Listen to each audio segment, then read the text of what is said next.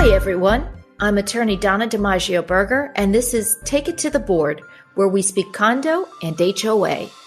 Weston, Florida is an affluent city in Broward County that was built by Lennar on the edge of the Everglades almost 3 decades ago. A drive through Weston takes you past well-manicured, gated communities filled with families living the American dream. However, sometimes appearances can be deceiving. Last October, residents of the Hunters Pointe Park community in Weston Hills were shocked to find racial slurs and anti-Semitic messages painted on their playground. Swastikas were also painted inside and outside of the restrooms at the Weston Hills Country Club. These attacks all happened in the span of a month, and the Broward Sheriff's Office eventually arrested 3 teenagers, all of whom lived inside the Hunters Pointe Park community. Over the last few years, we've sadly seen increasing incidents of hate crimes in community association settings throughout the Sunshine State.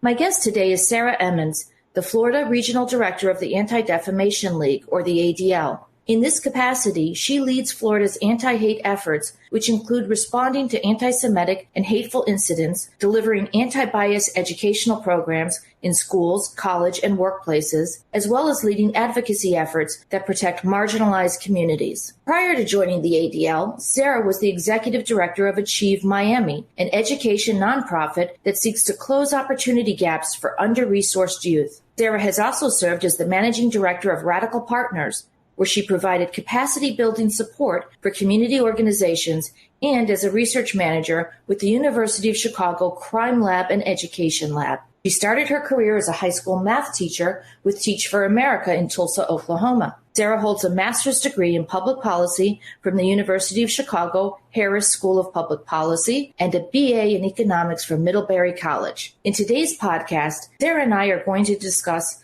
how anti-Semitism takes root and what can be done to combat it. Sara, welcome to Take It to the Board. Thank you so much for having me. We're so happy to have you on, and I'm really looking forward to some of the insight you can share on this troubling topic. So first of all, why don't you tell us a little bit about where you grew up? So I grew up in southern Vermont, a small town called Pownell, Vermont, and moved when I was 11 to Williamstown, Massachusetts. People often ask, are you from Boston? And I say, as far from Boston as you can get is where I grew up. So a very rural area. Now living in the metropolitan city, I live here in Miami and have been with the ADL for the past year and a half.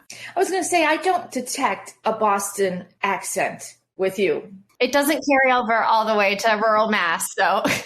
Did you have a sense, Sara, from an early age that there was such a thing as anti-Semitism? I don't think I was acutely aware as a kid of anti-Semitism in my community, but I think, in general, our youth are aware of bias, especially as they get older. They hear jokes or different tropes or different beliefs about different people. I think young people are very susceptible to understanding those stereotypes. So I have to say, as a kid, I don't think I was as aware as I am now. I think since joining the ADL a year and a half ago, it was a sharp wake-up call. I certainly knew that anti-Semitism was present here in my South Florida community. I had seen bits and pieces on the news.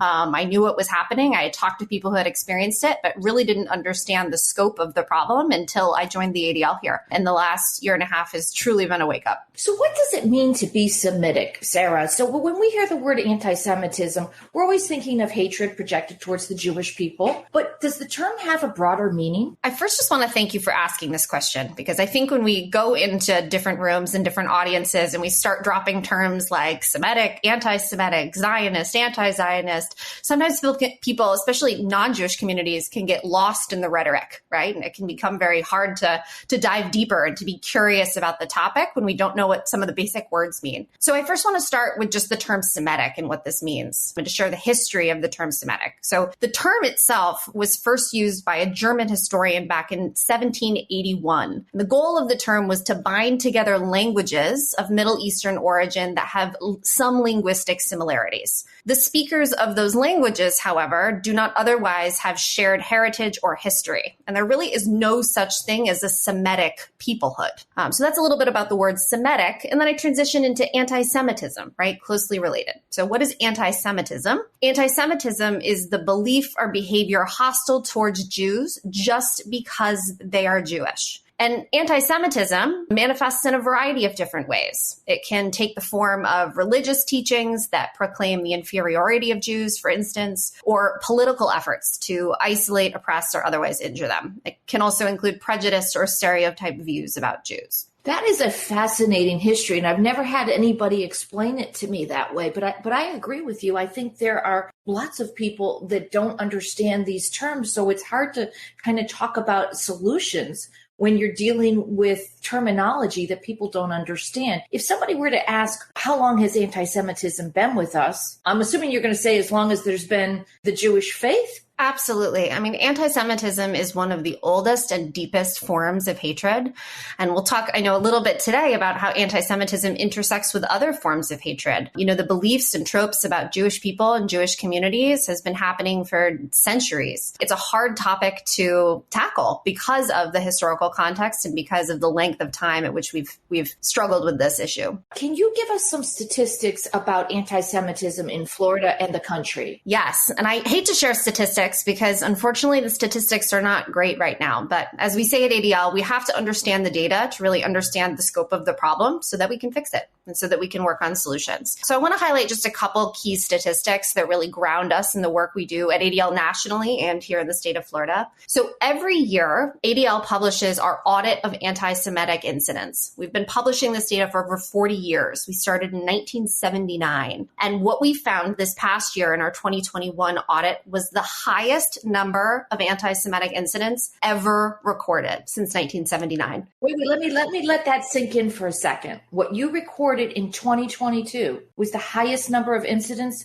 since you've started recording these in the 70s? Yes. 2021 was our last report, the highest number of incidents since 1979 at over 2,700 incidents. What I'll say too that's really shocking is that that number, 2,700, was a 34% increase from the prior year. So we're seeing these massive upticks in anti-Semitic incidents year after year. So that's nationally, right, what's happening with anti-Semitic incidents. But we're here in Florida. And I'm sad to share the news, but the story here in Florida is actually even worse. So our increase from 2020 to 2021, so again, nationally, it was a 34% jump. Here in Florida, we saw a 50% jump. So an even greater jump in anti-Semitic incidents. And that was coming off a 40% increase the year prior. So we're seeing just this massive increase in anti-Semitism in our communities. And Florida is the third most populous state in the nation. So we're talking about a lot of hateful activity going on in the Sunshine State. You know, and I went on your page, Sarah, and I'm scrolling and scrolling and scrolling through these reports, and I just couldn't believe the massive amount of information that you've gathered related to these hate groups. How many are actually operating that you know of in Florida? So when we think about anti-Semitic incidents and extremist incidents, extremism is something we study here at ADL. We have a center on extremism that's based nationally that does research into the different extremist groups, whether that's white supremacist extremist groups, anti-government, domestic Islamist extremist groups. And we just recently published a report, which I'm sure you saw, on extremism here just in the state of Florida, right? And what we found was that we have a number of specifically white supremacist and anti-government groups that are active here in the state of Florida. And we're seeing their activity increasing. People always ask, are the numbers increasing? Are these groups getting bigger? I can't conclusively say that one way or another about their membership numbers. But what we do know is that their activity is increasing. So we saw, based on our data, which we track of extremist incidents, we saw a 71% increase in extremist incidents from 2020 to 2021. And when people ask, what are those extremist incidents? I'll give some examples of what that looks like. So many folks here in South Florida might have heard or seen white supremacist propaganda, which is flyers that have been distributed in people's driveways and in communities that say hateful and anti-Semitic things that are getting distributed not only here in South Florida. This is happening across the state of Florida. This is also happening nationally. So we have these flyers, we have banner drops. Most recently, we've seen laser projections on buildings here in 2022. So these are some of the ways that extremist groups perpetuate their hateful ideology. And unfortunately, that activity is on the rise. How do you identify extremism? So I imagine some of the people listening are thinking, okay, but what's extreme? At what point does the behavior or the rhetoric or the language or the messaging be categorized as extreme. And I assume some of these people in these groups don't think they're extreme at all. They think that they're just fine. Is there a litmus test, Sarah, as to what classifies something as extremism? It's an important question, right? Because just having a different belief does not make you extremist, right? You know, my grandfather might believe something different than I do. That doesn't make him an extremist or make me an extremist for having a belief. When it crosses the line to extremism is when you're putting other people and other groups at risk, when you're calling for harm against other communities, when you're targeting other communities in such a way that they might be victims of violence, right? If someone heard about your ideology, that's when it crosses the line into extremism. And unfortunately, we're seeing that type of rhetoric and activity on the rise. So you've mentioned how much this activity is increasing in Florida. Is your department working with local and state government? Are you getting any sort of support or resources from the state of Florida or local governments to combat this? So we work at ADL very closely with law enforcement, both nationally and locally here in the state of Florida. That partnership is very, very important in the fight against hate. So some of the ways that we support and work collaboratively with law enforcement is our Center on Extremism is tracking these extremists. We are researching them online, following their social media channels, understanding are they planning for different hateful activities like a demonstration or a banner drop. And we are able, once we learn information about these extremists, especially their future activities, what they might do or what they're planning to do in the future, we're able to provide that intelligence to law enforcement so that they can prepare. So is there a correlation between anti-Semitism and other forms of bigotry? You mentioned the flyers that went out about perhaps some of these hate groups attending a drag show performance. I'm guessing there might be a correlation between all these different forms of bigotry. So unfortunately, extremists and other folks who might have hateful beliefs really aren't siloed in their hate. You know, we'll see demonstrators come out to protest a drag show or an LGBTQ event. You know, we saw one in Jacksonville at a Hamburger Mary's restaurant, which is an LGBTQ restaurant, where they were holding up signs about child grooming. They were also holding up anti-Semitic signs. By the way, I love that restaurant. They have one down in South Florida. I've gone to it a long time. We'll have to go. But, you know, we do see this frequently and very unfortunately that groups are hateful towards many different marginalized communities. I mentioned the unfortunate incident in Weston Hills. And in that particular community, it was 3 teenage boys. They were 16 years old. What do you say to people who say it's just kids doing kid stuff? I believe that when kids make poor choices, that's on us as adults. Right? I think that's on us to help those students, those children understand the choices that they've made, to understand the hate and the harm that they've caused. In my introduction, I talked a little bit about being a teacher. I was a high school mathematics teacher in Tulsa, Oklahoma. And when my kids didn't do well on a test, right, I had 14, 15-year-olds. And when they didn't do well on a test, I didn't say, oh, these kids aren't smart or they're lazy or they didn't care. I said, what could I have done better as a teacher to help prepare them to do well? So we do. You know, the incident in Weston, and unfortunately incidents across the state of Florida that involve juveniles are very unfortunate. But I think we as a society need to think about how do we support those kids in unpacking what they did and figuring out why they did it so that we can help them develop new mindsets, new belief systems, and understand how to be better citizens in the future. So the reaction to juvenile incidents involving hate would stress education more than punishment, in your opinion? Yes. I mean, I believe that there has to be consequences for actions. Let me say that first and foremost, right? When any of us make a bad choice, I don't think we can blame it always just on ignorance or I didn't know, right? If you've done something harmful, even if you didn't understand your intent, right? Your impact matters. Impact matters more than intent. So I think there has to be consequences for those youth. But I think a lot of times that consequence can come in the form of education, giving them opportunities to learn more about the communities that they harmed, to learn more about history, right? In the case of, you know, these particular juveniles drawing a swastika, we've seen a lot of kids draw swastikas. They don't necessarily know what the symbol means. I was going to say, do they even know what this is?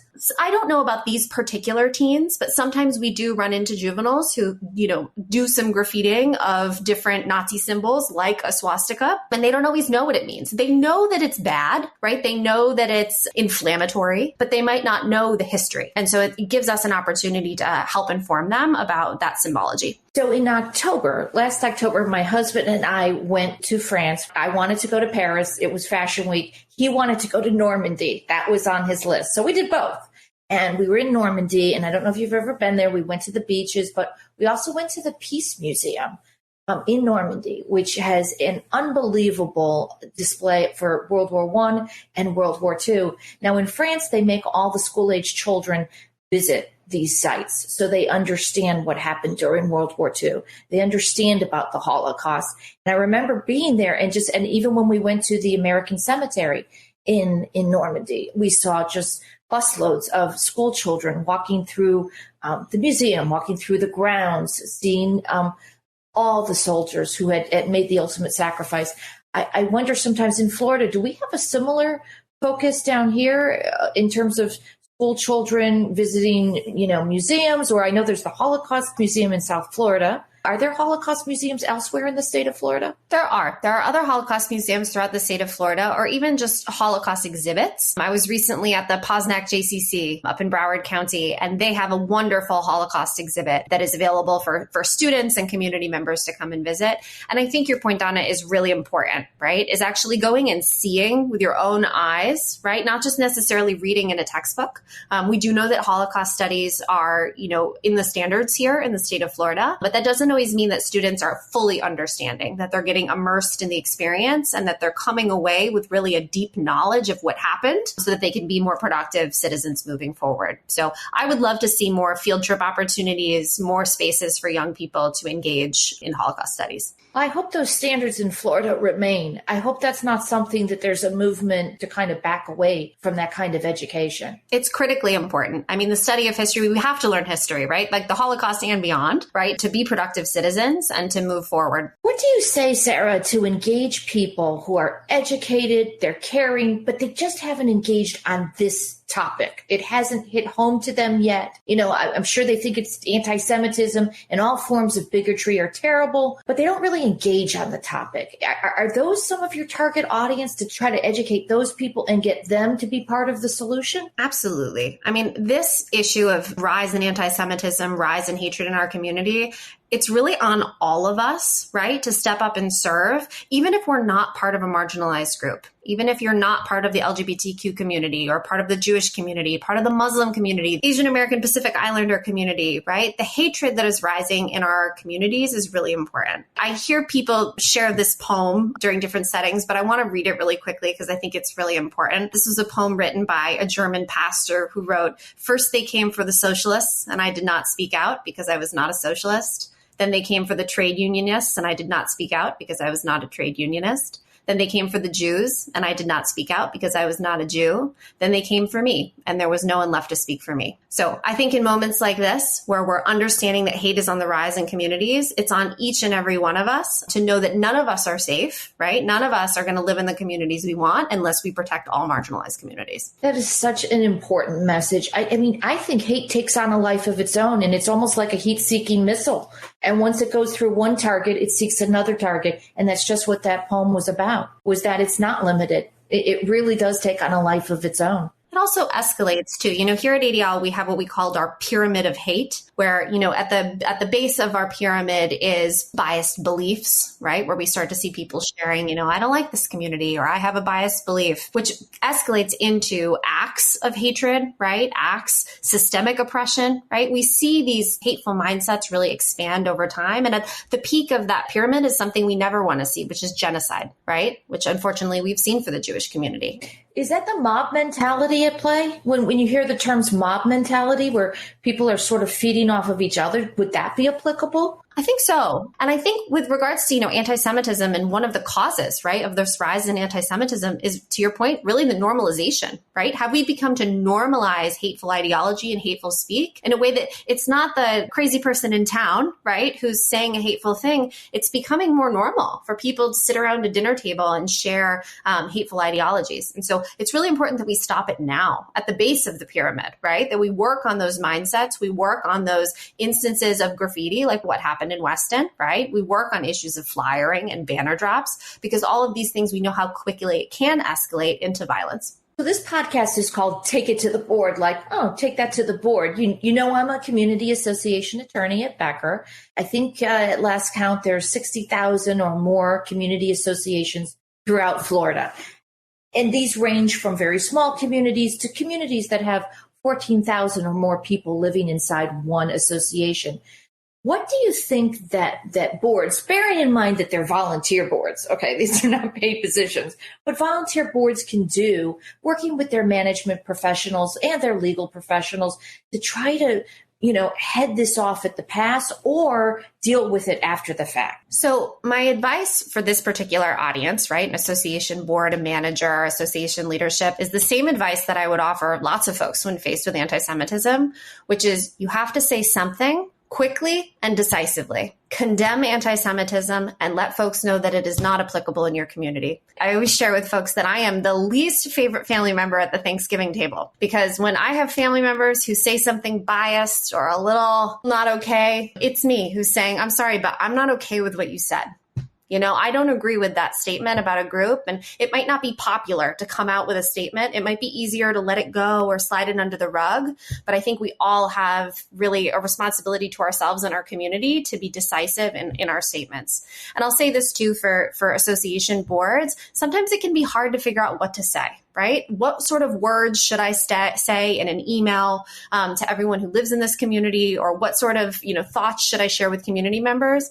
We're here at ADL to help. So if an anti-Semitic incident happens, please reach out to us to help draft a statement if you'd like. We're here as a resource. Also, please report the incident to us. That's part of what we do at ADL is we receive incidents from the community and then can work with targets of those incidents to find remediation, whether that's working with law enforcement or another intervention that helps bring peace to the community. I think that's great advice. And I'm not sure many boards would have known before this. Say, hey, you know what? We just found swastikas in our clubhouse. Let's contact the ADL, the local ADL. Let's tell them about the incident. Let's see if they've got any messaging that they can share with us. A lot of these communities have websites. They have mass emails. Some even have mass text, group text to everybody in the community. So there are a lot of communication portals in these communities, newsletters, websites, mass, group email that they could be used for, positive messaging in the aftermath of this kind of an incident. I do want to add to what you said. If you're a professional advisor and you're dealing with a community, whether you're the attorney, whether you're the landscaper, whether you're the engineer, and your client, the board, is telling you to do something and it's coming from a bigoted slant, resist that. I once had a client make a bigoted comment. This was years and years ago in terms of going after a particular person for a violation. Not only did I refuse to do that violation letter, I disengaged that client. And I think it's going to take that I think it's going to take getting to the point where people who are bigoted will find their circle is very narrow, that there's not a lot of people that are willing to be friendly with them or willing to do business with them if that's where they're coming from. I think that's so important. And I appreciate you sharing that example, right? Because I think each one of us play a role. When we hear something that's bigoted, we have to let folks know we're not going to work with you on this, right? I don't agree with that statement. It's really important because when we don't do that, right? Like the choice is do something and say something and let somebody know it's not okay. The other choice is do nothing. But what happens when we do nothing? What happens when we let a client slide or a swastika pops up, but we just wipe it off and we don't say anything, right? It makes people in the community believe that was maybe okay, right? Or no big deal, right? This is a big deal. It's a big deal when a swastika gets painted on a stop sign or racial slurs are on a playground. Like these are not light topics. And it's important that people understand that sort of hatred is not acceptable in our communities. Well, silence is almost an implied acquiescence with what's going on. But what do you say when people say, oh, that's just, what you and I have just discussed as possible reactions to hateful rhetoric or hateful incidents? What do you say to people who say that's just cancel culture? You're just canceling people. I don't believe in cancel culture. I believe in counsel culture. I think it's really important when people make a bad choice, when they say something hateful, or they, like the juveniles in Weston, make a bad choice around an action by putting up anti-Semitic graffiti. It's our opportunity to lean in, right? To let them know about what they did and how it impacted the community and to help them find resolution. Oftentimes we'll find, and we do this at ADL all the time, when we have celebrities who might say anti-Semitic things, we lean in first, not just to say, oh, we cancel and we want to get rid of you and you should go into the shadows forevermore because you said a hateful thing.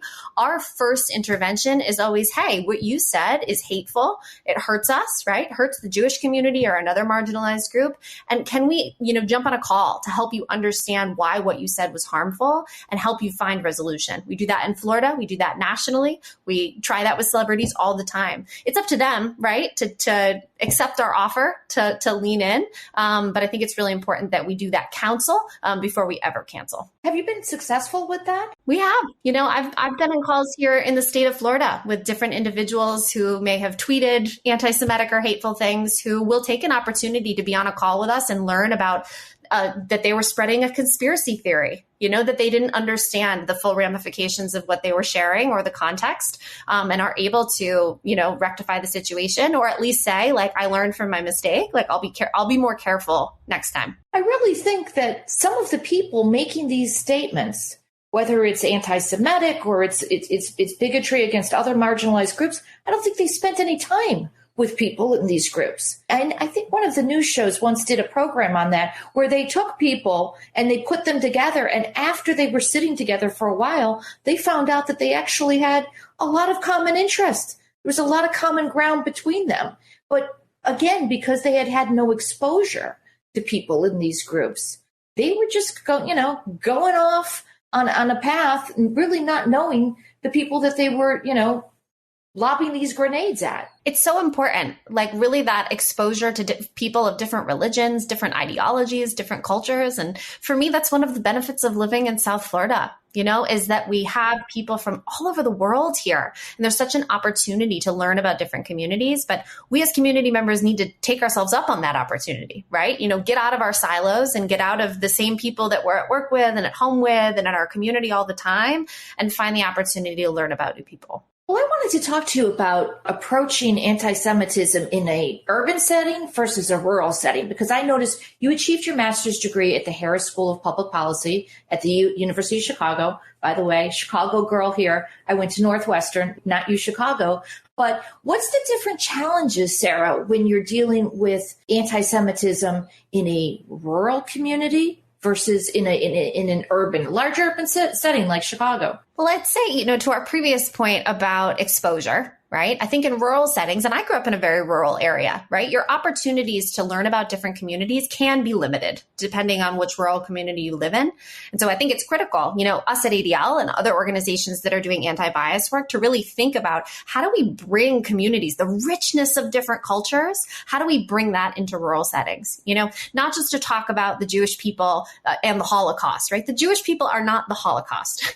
So there's an opportunity for us to really expose communities to Jewish culture, to different cultures, LGBTQ communities, and the beauty of different cultures and ways of life. So I think that's really important. But I think one of the themes, right, through urban, through rural, is really the role that social media plays. Because whether you live in a rural community or an urban community, you're still online. You're still on Facebook or YouTube or playing online games. And the misinformation and conspiracy theories that are unfortunately being perpetuated online are really harmful broadly. And it doesn't matter where you live. It doesn't matter where you're accessing the internet from.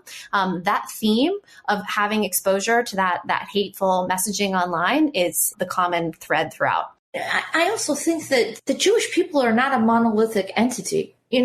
Sometimes you will see the anti-Semitic tropes of the, Orthodox Jewish man, okay, Lubavitch or, Hasidim. And that's all that is thought, that is every Jewish person is Orthodox or every Jewish person is urban. Not that you've got, somebody Jewish living who's a farmer, in the Midwest or out West. So it's interesting to me that I wonder how many of these hate groups understand how varied the Jewish culture is, that you have people who are Jewish, but they identify they're secular. You've got Orthodox, you've got Reform, you've got conservative.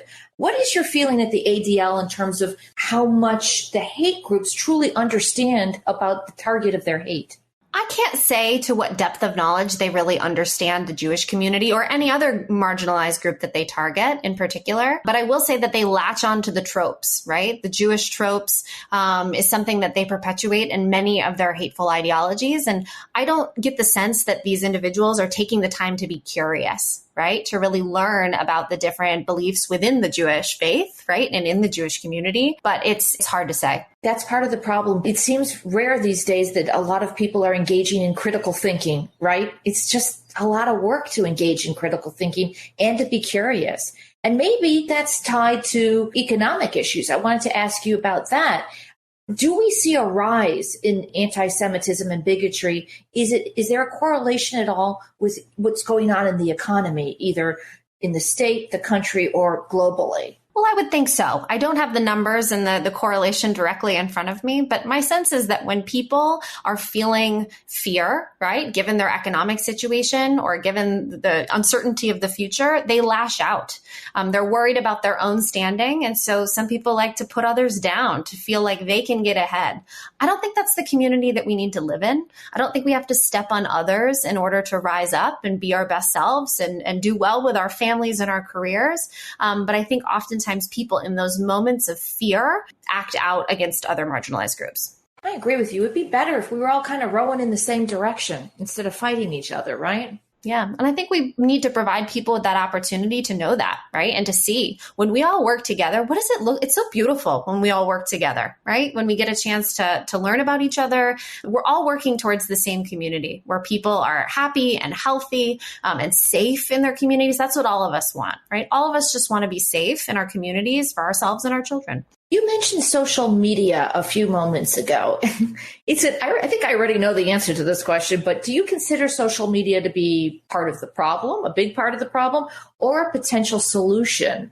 So I think it can be both, but I'll focus first on how it's part of the problem. So one of the things that we've seen with social media companies in particular is that even for those who might have policies on misinformation, disinformation, hate, they're not always following those policies. Even when hate speech is reported to them or misinformation is reported to them, they're not always consistently taking those down. And that's analysis that we do here. We have a Center for Technology and Society at ADL where we both monitor social media companies and analyze, right? We're looking at the statistics and the data to analyze how good are they at actually embodying their own policies? Do they have policies? And then are they actually in line with those policies? And then we work with those social media companies as well, right? We're not just here to call them out. We're here to work with them to say, here's some ways that you could strengthen your policies and help, reduce misinformation and conspiracy theories online. But unfortunately, by and large, our social media companies are not doing very well.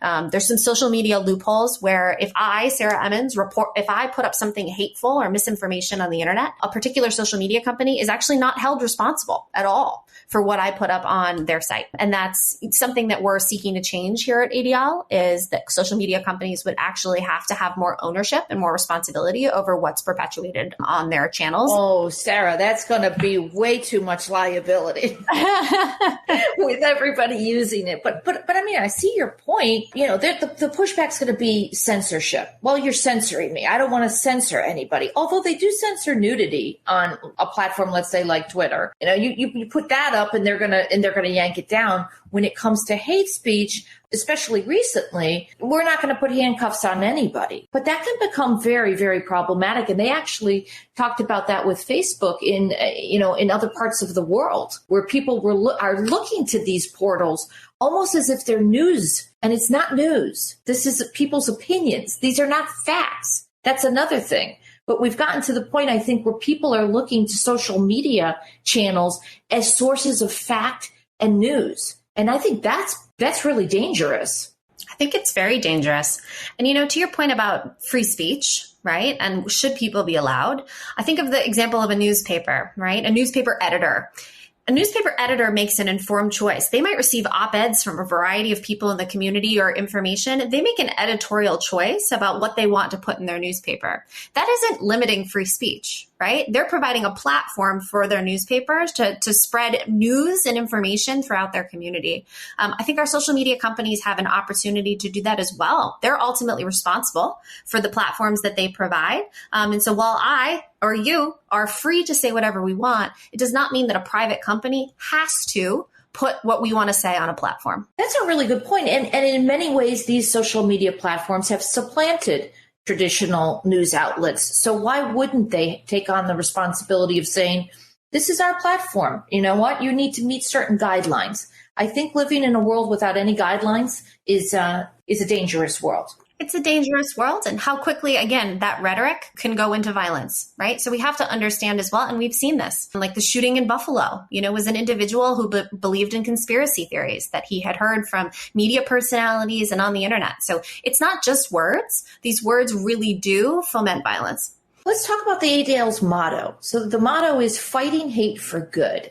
Can you explain a little bit about that motto? So we talk a lot about hate because it's the research that we do. We're unpacking extremist groups and tracking anti-Semitic incidents. But I think it's really important that we not just think about a hate-free society, right? Like that would be nice, a society without hate. But we want something more for our community, which is not just a lack of hate, but really a diversity of inclusivity and a beautiful community in which our students and our families can grow up and live.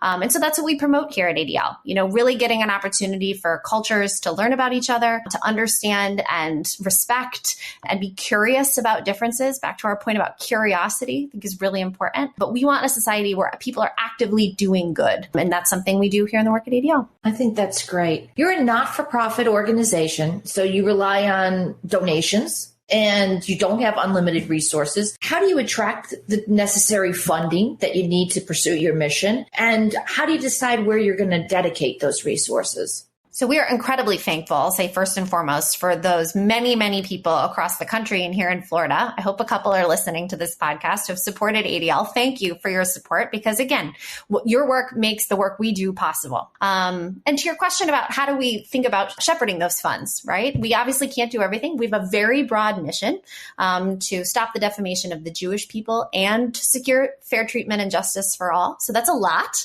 that we charge ourselves with doing, and we have to be strategic. But one of the things for those folks listening that I want to ask is that, here at ADL, we are, I think, a little over 400 people nationwide on staff here at ADL. And we are fighting the good fight every day to fight against anti-Semitism and to fight for good in our societies. But we need volunteer leaders. We need people in our communities to join with us. And so that's really where we're focused at ADL Florida and ADL nationally, is creating opportunities for community members and volunteer leaders to join us. It's going to take all of us to fight against hate. And so we encourage people, if you're interested in getting more involved with ADL, email us, florida@adl.org. Give us a call and let us know you want to get involved because we have committees, advocacy and lobbying opportunities, education opportunities for community members to join us in fighting hate. What's that email address again, Sarah? florida@adl.org. Okay, folks, you heard it there. They need help. And if you got time to help, please consider helping. Are you working with other anti-bias organizations around the world? Absolutely. And we have to. We're not going to solve anti-Semitism and hate on our own. So it's really important to us that we partner with other organizations. So we partner with other Jewish organizations like Hillel International, Jewish Federations, the Union for Reform Judaism, Reform and Conservative Jewish movements. And then we work outside of the Jewish community as well, which is a necessary part of our mission. We work with GLAAD, which is an LGBTQ organization, the NAACP, Urban League, the Asian American Foundation, and that collective partnership is really meant to amplify, right? To bring marginalized groups together in allyship to talk about building a better world for all of us. So partnerships are very important. I'll say here too in Florida as well, we lean a lot on our partnerships.